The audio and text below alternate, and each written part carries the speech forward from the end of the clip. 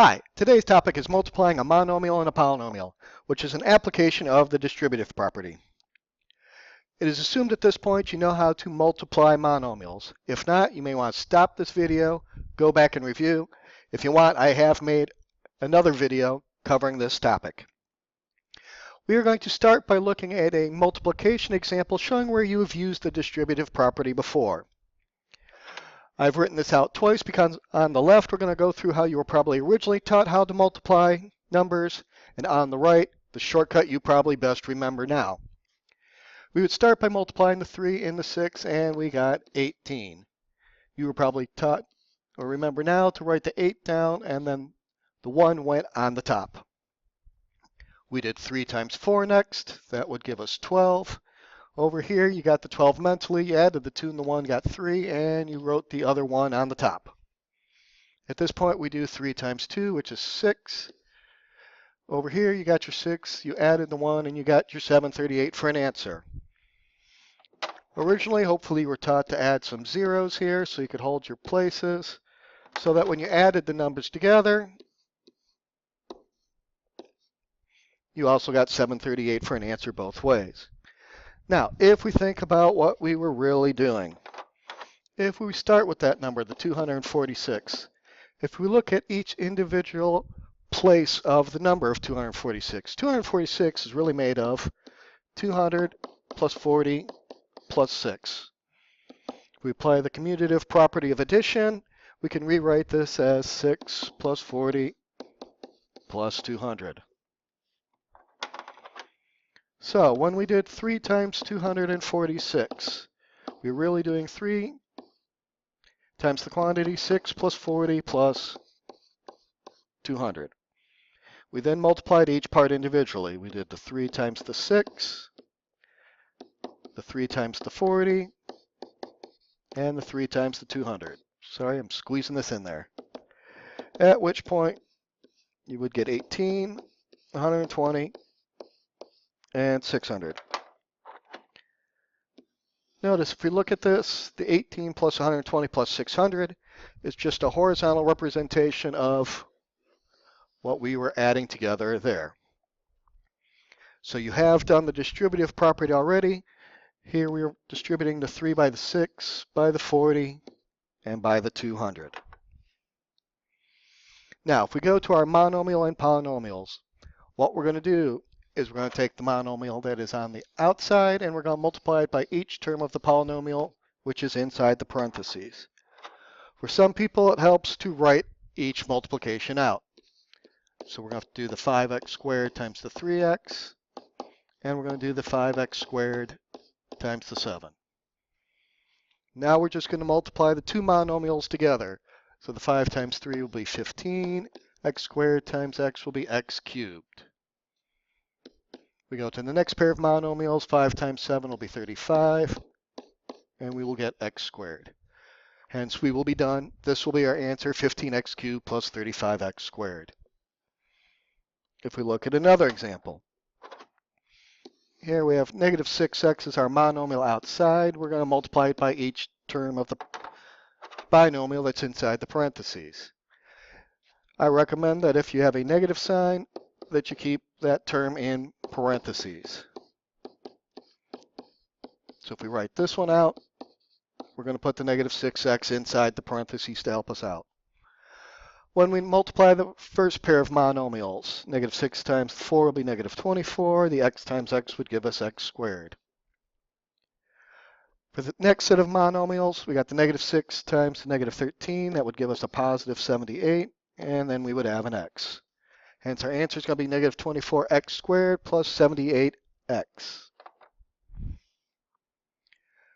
As we look at our next example, we're going to increase the difficulty a little bit. We're now going to do our monomial times a trinomial. So it's got to get multiplied by all 3 terms inside the parentheses. So we're going to do the negative 2y cubed times each part inside the parentheses.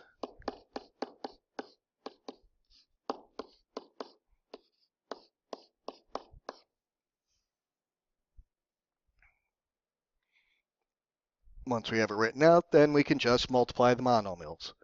So in that first pair, negative 2 times the 8 will give us negative 16. We should get y to the 5th.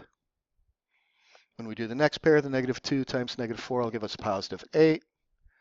Y to the 3rd times y will be y to the 4th. And negative 2 times 11 will give us negative 22, and we should have a y to the 3rd.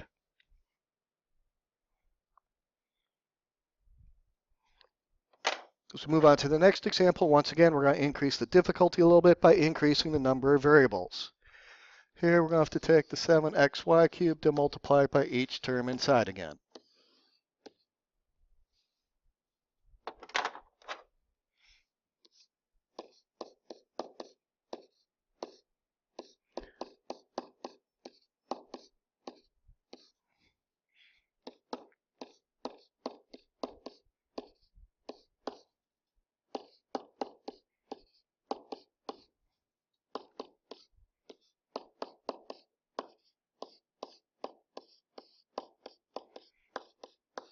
As you can see, this process is starting to get a little long in writing out the terms. That's okay.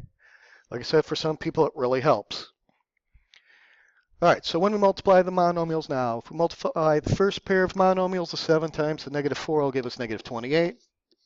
X times the x squared will be x to the 3rd, and y cubed times the y squared will be y to the 5th. For the next pair of monomials, 7 times the 5 will give us 35. X times the x cubed will be x to the 4th, and the y cubed times the y will be y to the 4th. And for the last pair of monomials, the positive 7 times the negative 8 will give us negative 56. X times the x will give us x squared, and the y to the 3rd times y to the 4th will be y to the 7th. As we move on to our last example, here we have a monomial times a 4-term polynomial. At this point, writing it all out is going to get to be a little bit on the ridiculous side, and I'm not going to be able to squeeze it in on the smartboard. So we're going to go with the shortcut where we're just going to do each term individually, and we're going to use our arrows to hold our places. So if we start with the negative 3 times 9, we're going to get a negative 27. X times the x squared will give us x cubed. Y squared times the y cubed will be y to the 5th. And z to the 5th times the z squared will give us z to the 7th. Now we multiply the original monomial by the next term. Negative 3 times 5 will give us negative 15. X times the x to the 4th will be x to the 5th. Don't forget that y squared, that's what in the front. And the z to the 5th times the z will give us z to the 6th. As we move on, negative 3 times negative 2 will give us a positive 6. We'll have an x. Y squared times y squared will be y to the 4th. And z to the 5th times z to the 3rd is z to the 8th. And finally, we got to multiply the last pair. Negative 3 times 8 will give us negative 24. X times x will be x squared. Y squared times y will be y to the 3rd. And z to the 5th times z will be z to the 6th. So you can shortcut it without having to write out each individual multiplication. I just recommend doing it slowly and do one arrow at a time. Hope this has been helpful, and I wish you good luck with all your mathematical practices. Goodbye.